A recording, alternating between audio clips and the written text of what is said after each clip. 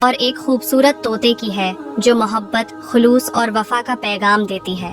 کہانی کا آغاز ایک چھوٹے سے گاؤں سے ہوتا ہے جہاں ایک دریا کے کنارے ایک چھوٹا سا مکان تھا۔ اس مکان میں ایک سادہ سی عورت رہتی تھی جس کا نام زینب تھا۔ زینب ایک نہایت نیک دل اور مہربان عورت تھی۔ اس کی سادہ زندگی اور کردار گاؤں کے لوگوں کے لیے ایک نمونہ تھا۔ وہ روزانہ اپنے کاموں میں مشغول رہتی تھی اور لوگوں کی مدد کرتی رہتی تھی۔ اس کی زندگی کا مقصد بس دوسروں کی خدمت کرنا تھا۔ زینب کی زندگی میں ایک دن ایک عجیب تبدیلی آئی جب اس کے دروازے پر ایک طوطا آ کر بیٹھ گیا۔ طوطا بہت خوبصورت تھا، اس کی چونچ رنگین تھی اور پر ہرے رنگ کے تھے۔ طوطے نے زینب کو دیکھ کر آواز دی، کیا تم مجھے اپنے گھر میں پناہ دو گی؟ زینب تھوڑی حیران ہوئی، لیکن اس کے دل میں اتنی محبت ہے کہ وہ اپنے گھر میں پناہ دے گی، اور خلوص تھا کہ اس نے فوراً طوطے کو اپنے گھر میں جگہ دے دی۔ وہ اس طوطے کو محبت سے اپنے گھر کا حصہ سمجھنے لگی۔ طوطے نے زینب سے بات کرنا شروع کی اور ہر دن کچھ نہ کچھ نئی باتیں سیکھتا۔ وہ زینب کی مدد کرنے لگا، اس کے ساتھ کھیتوں میں کام کرنے آیا، اور جب زینب تھک کر بیٹھتی تو وہ اس کے پاس آ کر بیٹھ جاتا اور باتیں کرتا۔ زینب کی محبت اور خلوص نے طوطے کو اس قدر متاثر کیا کہ وہ ہر دن اپنی آواز سے زینب کا دل بہلانے لگا۔ ایک دن طوطے نے زینب سے کہا، زینب، میں تمہیں ایک بات بتانا چاہتا ہوں۔ زینب نے چہرے پر مسکراہٹ لا کر پوچھا، کیا بات ہے میرے دوست؟ طوطے نے کہا، جب میں تمہارے ساتھ رہتا ہوں تو مجھے یہ محسوس ہوتا ہے کہ دنیا میں محبت اور اچھائی کی کوئی کمی نہیں ہے، مگر تمہیں یہ نہیں پتا کہ ایک دن تمہیں یہ سب کچھ چھوڑنا پڑے گا۔ زینب حیران ہو کر بولی، کیسا چھوڑنا؟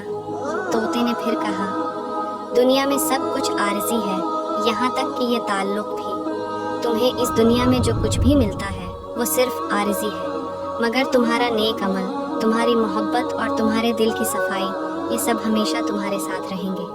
زینب نے سوچا کہ طوطے کی باتوں میں کچھ نہ کچھ حقیقت ہو سکتی ہے۔ اس کی زندگی کے بارے میں طوطے کی باتیں ایک گہرائی رکھتی تھیں، اور اس نے ان باتوں کو اپنی زندگی میں جگہ دی۔ ایک دن طوطا بہت دیر تک واپس نہیں آیا۔ زینب نے کئی بار اس کا نام لیا، لیکن وہ جواب نہ ملا۔ کئی دن گزر گئے اور طوطا واپس نہ آیا۔ زینب بہت دکھی ہو گئی، اسے سمجھ نہیں آ رہا تھا کہ طوطا کہاں چلا گیا۔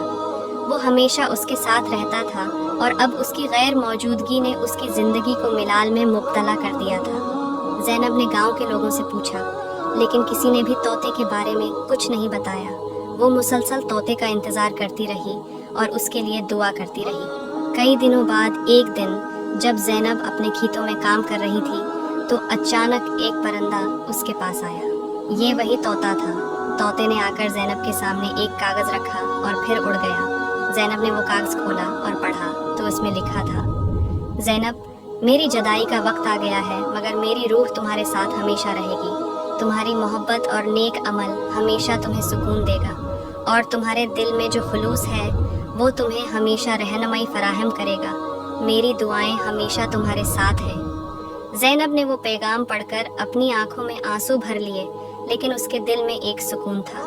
طوطا چلا گیا تھا، مگر اس کی تعلیمات ہمیشہ ہیں، اور محبت ہمیشہ اس کے دل میں زندہ رہیں گی۔ اس نے طوطے کی باتوں کو سمجھا اور اس کی تعلیمات کو اپنی زندگی میں ڈھال لیا۔ وہ پہلے سے بھی زیادہ نیک دل ہو گئی اور گاؤں کے لوگوں کی مدد کرنے میں مزید دل جمعی سے لگ گئی۔ وہ جانتی تھی کہ دنیا کی حقیقت یہی ہے کہ سب کچھ عارضی ہے، لیکن جو عمل اور محبت انسان کرتا ہے وہ ہمیشہ اس کے ساتھ رہتی ہے۔ زینب نے طوطے سے سیکھا کہ انسان کی حقیقت اس کے عمل میں چھپی ہوتی ہے اور ہمیشہ اس کے ساتھ رہتی ہے۔ وہ عمل کسی بھی وقت دوسرے لوگوں کے دلوں میں اثر ڈال سکتے ہیں۔ اس نے اپنی زندگی میں وہ سب کچھ کرنے کی کوشش کی جو اس کی روح کو سکون اور اطمینان دے۔ یہ کہانی ہمیں سکھاتی ہے کہ دنیا کی ہر چیز عارضی ہے، مگر انسان کا دل، اس کا کردار اور اس کی نیکیاں ہمیشہ زندہ رہتی ہیں۔ زینب کی زندگی اور طوطے کی تعلیمات ایک مثال بن کر رہ گئیں۔ اس کہانی میں محبت، خلوص، وفا اور حقیقت کو سمجھے جانے کا پیغام ہے۔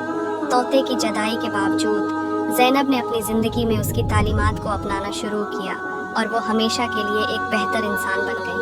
اس کہانی میں ہمیں یہ سبق ملتا ہے کہ سچائی اور محبت سے ہم نہ صرف دوسروں کی زندگیوں میں بہتری لا سکتے ہیں، بلکہ ہم اپنی زندگیوں میں بھی بہتری لا سکتے ہیں، بلکہ اپنی زندگی کو بھی بہتر بنا سکتے ہیں۔